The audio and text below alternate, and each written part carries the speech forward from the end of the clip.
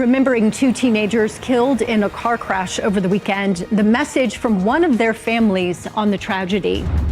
And folks getting ready to go for their Thanksgiving feasts, where the weather might snarl your plans.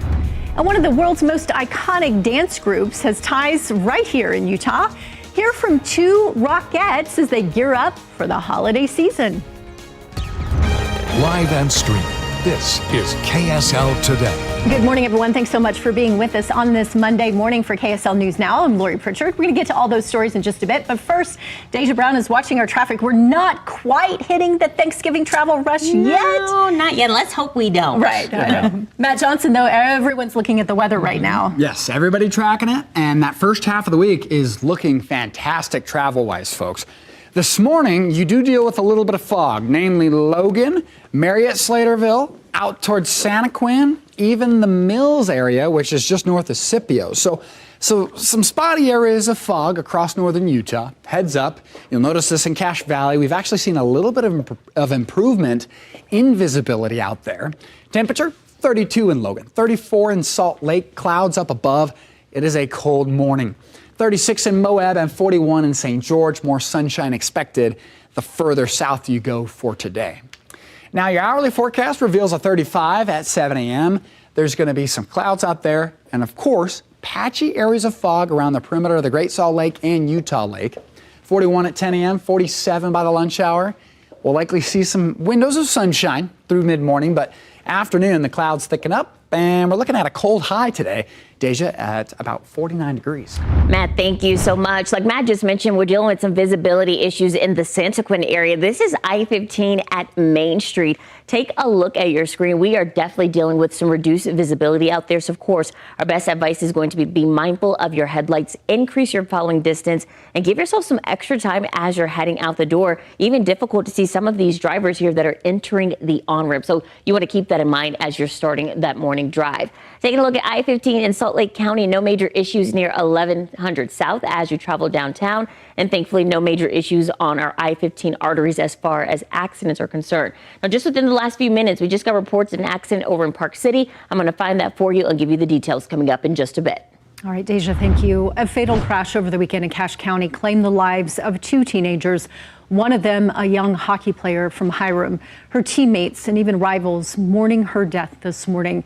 News specialist Brian Carlson is live with our story. And Brian, this is so tragic.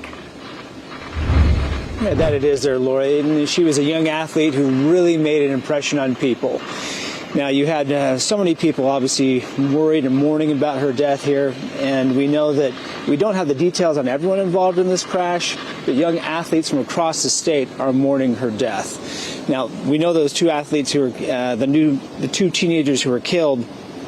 There include 14-year-old Zyla Hutchinson of Hiram and 17-year-old boy whose name we haven't confirmed yet. State troopers tell KSL they were part of a car crash Saturday night in Providence.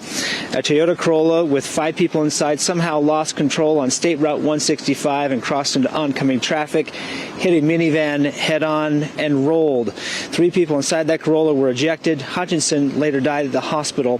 She played for a number of local hockey teams, and her cousin tells us her teammates and even her rivals were among many who came to pay their respects. People that competed against her, they weren't even people on her team all the time. You know, she just had a way of making people feel like they mattered, and that's what we need more of. Now, her cousin says her teammates and friends are putting their hockey sticks out on the doorsteps as a way to honor Hutchinson. She leaves behind a mother, father, and 3 siblings. We're told all were very close, and right now they are all in excruciating pain. Now, there's a GoFundMe page set up to benefit the Hutchinson family, and we know as well that her mother's accepting donations, and on her Venmo account, we made it easy to be able to make contact for that, where you can be able to make those donations if you'd like to do so at KSLTV.com. Reporting live, Brian Carlson, KSL 5 News. Back to you. Brian, thank you. In other headlines this morning, right now, a Salt Lake City police officer is recovering after a crash downtown. Investigators tell us the officer was headed south on State Street when they were T-boned by a driver who ran a red light at 800 South. This happening on Sunday. The driver allegedly telling investigators they were on their phone. The officer was taken to the hospital but has since been released. No word yet on any potential citations or charges. UHP is leading this investigation.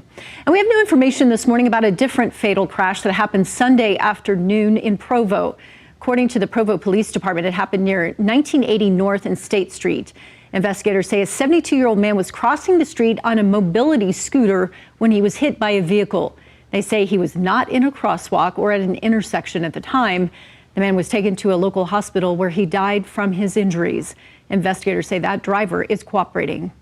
New developments this morning, the search for a Utah woman missing in California. Police now say Daniel Staley of Holiday has been found and is safe. California investigators announcing that Staley made contact with them after learning a missing persons report had been filed on her behalf. Her family had been raising money to look for her. Investigators say she since checked in with them but declined to give any further information. Democratic State Senator Nate Bluin is campaigning for Congress. The self-described progressive will run for Utah's newly redrawn 1st District in next year's midterms. Under the new map, it covers much of the ground Bluin already represents in the state legislature, stretching from South Salt Lake to Mill Creek and parts of Murray. We're about halfway to a water conservation goal Utah set 6 years ago. Back in 2019, the county set a goal that they could reach by 2030. If every community followed through with that plan, officials believe the state could see a 16% drop in water use in the next 5 years. We still have a lot of concerns with drought and how that can impact, and can happen anywhere, that nobody gets away from it. So far, 15 of Utah's 29 counties have already hit their goal, including Salt Lake, Washington, Daggett, Carbon, and Uinta. Other counties have not. In fact, they're actually using more water than a decade ago. For example, in Wayne County, it went from 537 gallons a person per day, well, in 2015, that is, to 969 just last year. The reasons vary for the increase, from cost to aging infrastructure, priorities of local leaders, and messaging. On Sunday Edition, Deanie Wimmer did a deep dive into what's being done to preserve water and the natural consequences if our state fails to hit that 2030 goal. And you can watch her full report right now on our KSL YouTube channel. And be sure to join us for new episodes of Sunday Edition Sunday morning at 9 o'clock. All right, taking a look outside, KSL live camera looking over the Salt Lake Valley. We've got some pollution trapped at the valley floor. Yes, inversion season, it is here. I got clouds at the higher levels, but you get into Utah County, we've got a low deck of clouds. There's also some pollution trapped at the valley floor, so you're noticing these air quality gauges in the yellow to orange indicating moderate to unhealthy for sensitive groups. So if you have asthma or you're a little compromised in the respiratory system, well, you might be feeling it today, folks. Utah County also got some yellow and some orange. I think these reds are overdone. That's bad data. I really don't think we have red air quality right now. As far as visibility is concerned, this tells us where the fog is. Blanding, 0 mile visibility down to about a quarter to a third. Hanksville, you get into the Mills area, Scipio on I-15, portions of San Pete Valley, and of course Santaquin, as Deja was showing you earlier, has some fog out there. So heads up, could see some patchy fog this morning. Cloud cover will likely stick around, though we'll see some windows of sunshine. St. George full on sun and a high of 60 degrees. Will this nice weather hold on as we head into Thanksgiving? Got that answer and the 7-8 coming up.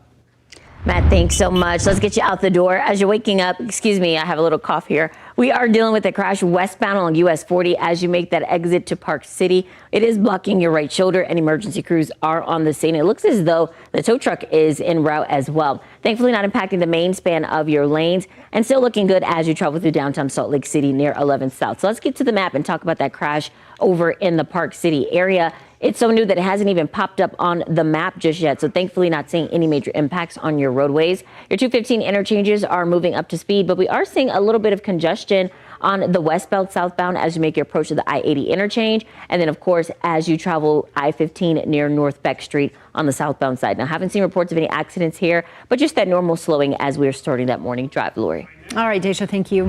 Here in Utah, a lot of people undoubtedly stunned to watch this traveling down the road through Utah and Tooele counties. It was an historic building put onto wheels. This World War II era building made the trek from Springville to Wendover, passing through quiet neighborhoods, along country roads, and finally across I-80 as workers returned it to its historic home.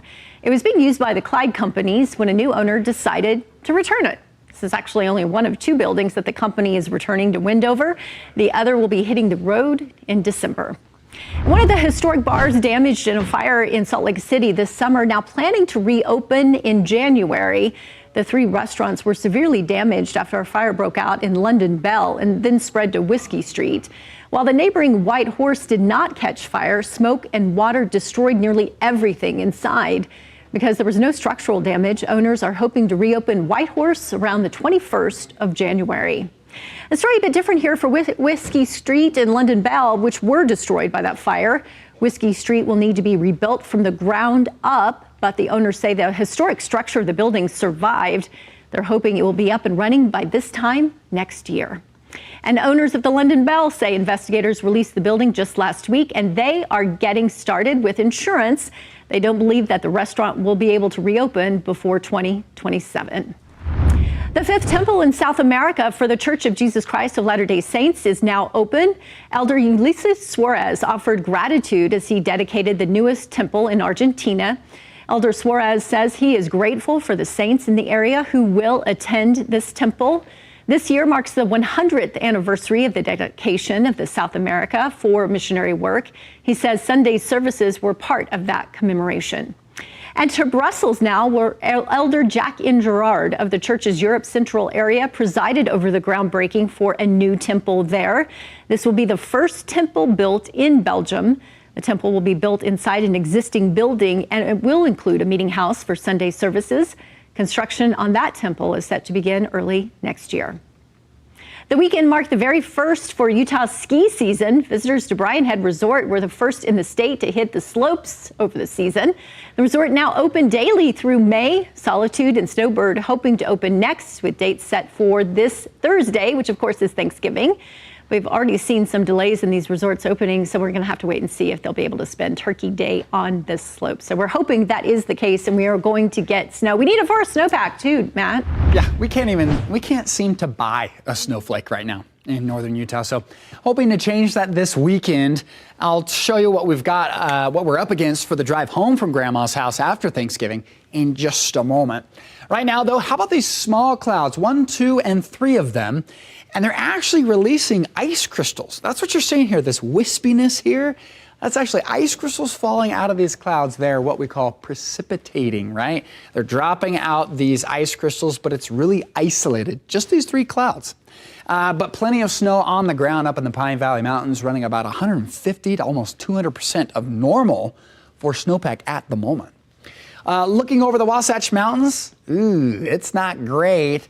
It's very barren, not a lot of snow on the mountains. And in the valley, we've been dealing with air quality concerns, and we've also been dealing with low cloud cover because of all the water vapor that's been accumulating at the valley floor. This little low is going to pass over the north of Utah today. It'll put down some clouds and maybe a shower for the mountaintops along that Idaho, Utah, and Wyoming border. High pressure continues to run the show. There's really not much going on today through Wednesday. I mean, this is Tuesday. Look at Wednesday, still high pressure over the west. Some small storms passing to our north. But then you get into Thursday, Thanksgiving Day, partly cloudy skies. But this storm system up in the northwest will likely try to drop in here Friday, maybe a follow-up on Saturday, and then a third little disturbance is also in the cards for Sunday. We don't know a ton about what's actually going to pan out, but what we do know is that there's a potential storm this weekend. It's likely going to hit after Thanksgiving, and it'll come in the form of rain and snow showers. So central Utah, sunshine today, though I do have a little bit of fog there around Scipio and, of course, Birdseye, which is the north end of San Pete Valley on Highway 89. Southern Utah, all sunshine, though blending starts with some fog. I got a 50 in Heber City, 51 in West Valley. Across the Wasatch Front, you've got mostly cloudy skies today. Doesn't mean it's all bad. We will see some windows of sunshine. St. George, locked in, near 60 all the way through Thanksgiving. You move into that weekend, we're going to drop off, and of course some rain chances go up. Still trying to lock in which day exactly. Partly cloudy to mostly cloudy conditions as we head through Thanksgiving. 55 for Turkey Day is really not bad. And then that's where the question marks come in. Friday, Saturday, and Sunday, 30 to 40% chance right now. We'll lock in the specifics as we get closer. Sounds great, Matt. Thanks so much. Still dealing with the crash over in Summit County. We're seeing it along US 40. It's going to be on your right shoulder as you make your approach to that Park City exit. Not seeing any major issues on the approach, just some minor braking as drivers are just being cautious as they are kind of going past it. Of course, please move over if you can. We want to make sure that everyone remains safe. Let's take a look at I-15. This is near milepost 246. This is just after Main Street in the Santaquin area. Like Matt mentioned, visibility is going to be an issue for you this morning due to the fog. So, of course, increase your following distance. Give yourself some extra time. And, of course, please be mindful of your speed and your headlights this morning. Reduced visibility makes for an even trickier drive. Quick look at the map. No major issues traveling along I-80. 215 interchanges, like I mentioned, are moving up to speed. And that icon on the map still hasn't popped up. So clearly it's not being recognized as a crash, but we recognize it as a crash. So please take it easy. In consumer headlines that we're following on this Monday morning, Eli Lilly is the first publicly traded healthcare company to reach $1 trillion in valuation. The $1 trillion mark has been dominated by tech giants. Eli Lilly's stock has surged thanks to its hold on the weight loss drug market. The 150-year-old company is the maker of 2 weight loss drugs. And if you're holding onto your aging printer or maybe even cracked smartphone longer than you have planned, well, you're not alone. A recent survey says the average amount of time Americans are holding on to their smartphones is increasing. The average was 22 months. It's now 29 months. Hanging on to devices longer also happening at the corporate level, which experts warn could cost the economy in the long run. And we're learning that 5 cases of measles have been reported at Wasatch High School. KSL NewsRadio spoke with health officials that confirmed 2 of the students were vaccinated. The other 3 were not. Officials say some of the students had also attended a play before they realized that they were contagious. With these cases, health officials are urging students that may feel sick or are showing symptoms to stay home.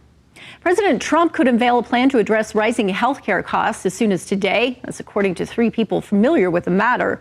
Sources say the timing and content of the proposal could change, but appears to address expiring Obamacare subsidies. KFF estimates the cost of premiums could more than double if the pandemic-era assistance ends. Democrats say their government shutdown fight was an attempt to stop that from happening. A baby playpen that was sold on Amazon is now being recalled by the federal government. The Consumer Product Safety Commission says those play yards made in China were sold under the name Anna Queen. Investigators say infants can get trapped underneath the mattress or between the sides of the play yard and the mattress, leading to injury or maybe even suffocation. So far, there have been no reports of any injuries. If you are traveling this week for Thanksgiving, 2 possible storms could cause some travel chaos. The first storm could bring heavy rain to parts of the Southwest, and a cold front could bring snow to parts of the Midwest. The FAA is predicting this could be the busiest Thanksgiving travel period in 15 years. AAA saying that even a little bad weather can cause delays on the roads. So if you are driving, AAA says some of the worst times to travel are Tuesday between noon and 9 p.m. and Sunday between 11 a.m. and 8 p.m. It is highly competitive and everyone wants this job from literally everywhere in the world. It is, of course, the holiday season. One iconic part of this year is the Radio City Rockettes. And this year there are 2 Rockettes from Utah. Emery Ride and Isabel Harris, both from Utah, and both beyond excited to be part of the Precision Dance Group. We're celebrating our 100th anniversary this year, and so stepping into this living legacy was such an honor. For anyone pursuing their dreams on or off the stage, this is their advice. I always say, why not try? Because my story and journey with Rockettes is I really just showed up to that open call and I tried my best. And this outcome has been absolutely incredible. So you never know what can happen if you just show up and try your best every single day. Well, if you happen to be spending Thanksgiving or even Christmas in the Big Apple, you can check out our local Rockettes and their whole team at Radio City Music Hall. Okay, taking a look outside right now. I've got air quality concerns in the Salt Lake Valley, yellow to orange air. So that's moderate to unhealthy for sensitive groups due to all this gunk stuck in the inversion layer. Clouds up above making for a gorgeous sunrise. Likely see more cloud cover into the afternoon. So you're noticing these clouds draping on through. That's going to be the story today, but we will see some sunshine.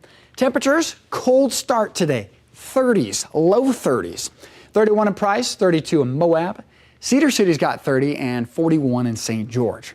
Forecast for today, generally 40s. Of course, Moab, further south and east, you're going to see more sunshine and you're going to see some milder temperatures. This cloud cover across Logan and Salt Lake, likely going to see some windows of sunshine, but all in all, looking at quite a bit of cloud cover draped across the state.